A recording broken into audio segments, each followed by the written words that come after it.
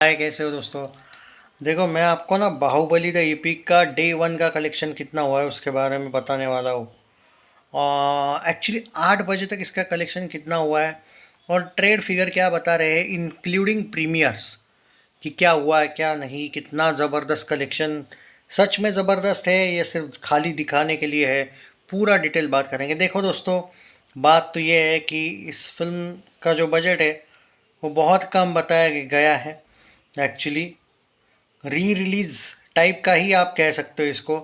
तो वो जो एक फेक न्यूज़ दी थी किसी ने, वो कंफर्म हो चुकी है कि वो फेक न्यूज़ है। 40-40 करोड़ में नहीं बनी है भाई फिल्म। ओके, इसका बजट ऑलमोस्ट कुछ 15-20 करोड़ के ही आसपास बनाया है। और उनका ये भी कहना है कि एक्टर वैक्टर की फ़ीस किसी का भी कुछ भी नहीं है यहाँ पे, सिर्फ इन लोगों ने एडिट की है फिल्म। ओके, उसके लिए भाई मुझे तो मतलब 15-20 करोड़ होते ही होते होंगे उसके लिए। उसका कोई बजट नहीं, आपको कहीं पे भी आप जाके देखने को मिलेगा, there will be no budget, देखने को ही नहीं मिलेगा आपको बजट। इट्स लाइक इस फिल्म के लिए बजट ही नहीं लगा है। हाँ, वो कह सकते हो आपकी एडिटिंग वगैरह के लिए और थिएटर्स में जो शोज़ वगैरह दे दिलवाए गए हैं उसमें कोई शक नहीं, थोड़ा बहुत बजट उसमें भी। मतलब इट्स लाइक आप कह सकते हो जैसे कोई न्यू कमर की फिल्में होती है ना, तो वैसे टाइप की ही मान के चलिए इसका बजट है।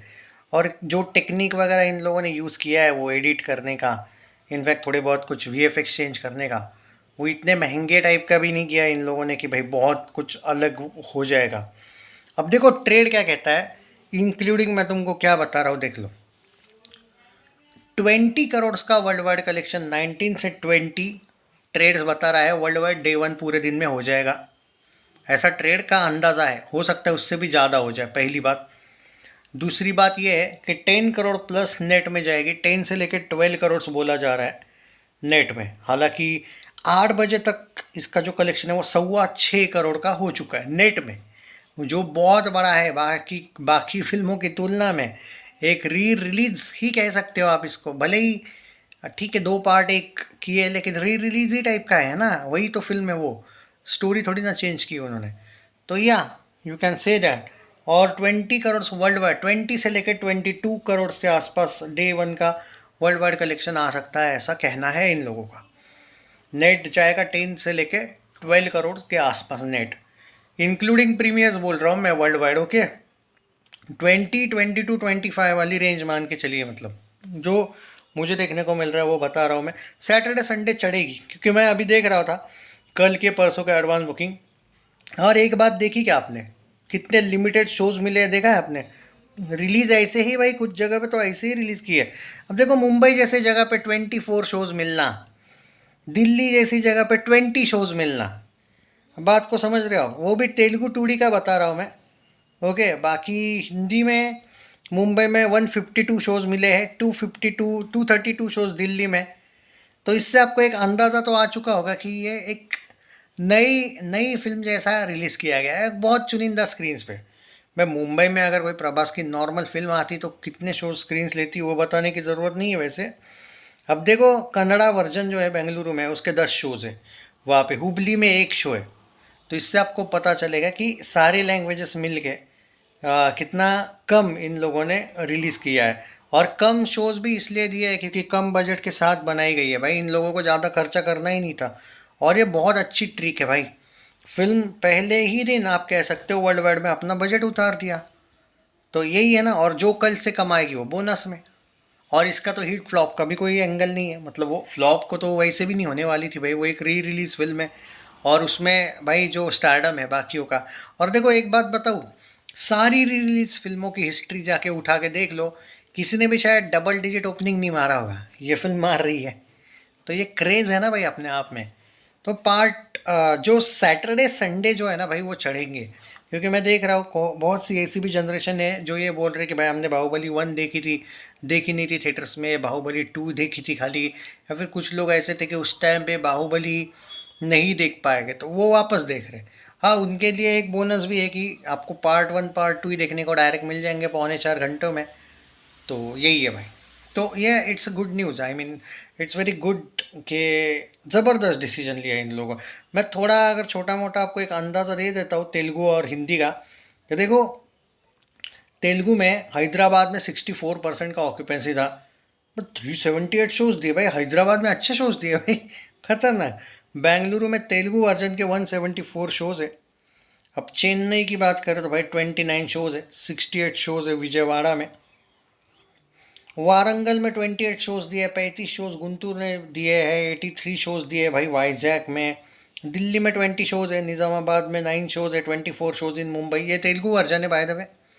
करीमनगर में 14 शोज़ है, 9 शोज़ है महबूब नगर, काकीनाडा 15 शोज़। नहीं नहीं नहीं, ये शोज़ का बताने का रीज़न समझ लो बात को तुम। ये रीज़न ये इसलिए बता रहा हूँ मैं तुमको कि कितने कम जगह पे और कितने कम शोज़ के साथ रिलीज़ की गई है। ये कोई ग्रैंड रिलीज़ नहीं है, मैं वही बोल रहा हूँ बस, बाकी कुछ नहीं। तो अगर आप कुछ एक्सपेक्टेशन अलग ही टाइप का सोच रहे थे तो ऐसा नहीं था भाई, ये पहले से ही मैं बोला था। लोगों का चल रहा था नहीं भाई ये होगा वो होगा। हाँ, अब आप यहाँ पे कह सकते हो कि जो 10-12 करोड़ की एडवांस बुकिंग है उसका क्या भाई, वो सेकंड डे का भी हुआ होगा ना, डे 1 डे 2 डे 3, हमें क्या पता कि वो एडवांस बुकिंग का जो रिपोर्ट आया था तो वो फर्स्ट डे का ही हुआ होगा, इसका गारंटी नहीं। लेकिन अगर मैं ये भी बोलूँ कि अगर बाई चांस वो एडवांस बुकिंग वर्ल्ड वाइड मिला के पहले ही दिन का है तो ये कलेक्शन एडवांस बुकिंग के अलावा काउंट किया गया है, तो 25 से 30 करोड़ भी वर्ल्ड वाइड आ सकता है अभी भी। तो कल पोस्टर का इंतज़ार, मुझे नहीं लगता है पोस्टर वोस्टर देंगे वैसे, क्योंकि री रिलीज़ इन लोगों ने करी है तो।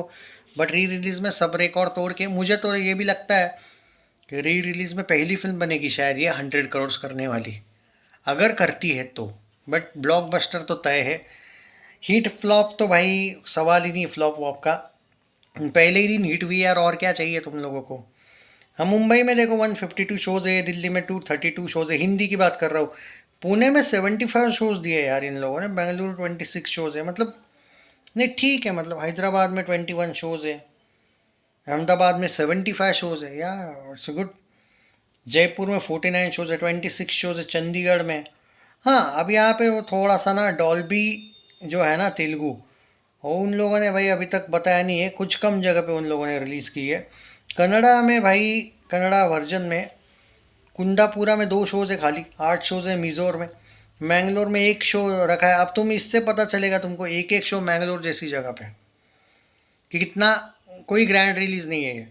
तमिल, तमिल में अच्छा मिला भाई इसको, हिंदी की तुलना में भाई अच्छा ऑक्यूपेंसी मिला है इसको। सबसे ज़बरदस्त तो तेलुगु में ऑक्यूपेंसी है, ऑलमोस्ट 60% के ऊपर का ऑक्यूपेंसी पूरा दिन में, इवन ज़्यादा हो सकता है आगे।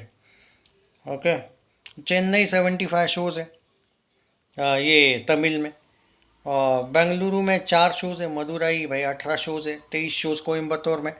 पौंडीचेरी में भाई साहब 3 शो है, 10 शो सलेम में है, वेल्लोर में 4 शोज़ है। ओवरऑल अगर मैं बात करूँ दोस्तों, मुझे लगता है नेट कलेक्शन 12 करोड़ क्रॉस हो सकता है, या फिर कम से कम 10 करोड़ तो कहीं नहीं गया। So it's a hit on it's first day, that's it. Channel subscribe नहीं किया तो कर लीजिए, टेक केयर, अपडेट्स देता रहूँगा। सैटरडे संडे चढ़ेंगे भाई, कुछ जगह पे एडवांस बुकिंग देख रहा था मैं, इवन इन हिंदी फुल है। तेलुगु में तो है ही भाई, तेलुगु की बात ही नहीं कर रहा हूँ मैं, वहाँ पे तो भाई खतरनाक ही है। उसका ओपनिंग भी तेलुगु की वजह से जो आ रहा है वो मोस्टली कलेक्शन आ रहा है। बट हाँ, हिंदी में भी भाई कुछ जगह पे कल मैंने फुल देखे शोज। सो या इट्स टॉम, मुझे लगता है कि 1-2 वीक के लिए रिलीज़ की इन लोगों ने, और ये अब देखते हैं कि कितना करेगी। ये जो भी कमा रही है बोनस ही कमा रही है, मतलब दूसरे दिन से जो भी कमाएगी बोनस होगा। अब पहले दिन ही वो बजट निकालने का झमेला है इसका। 1 वीक भी चलती है तो भी वो अपने बजट से 3-4 गुना ज़्यादा कमा लेगी, 2 वीक चलेगी तो 5-6 गुना कमा लेगी।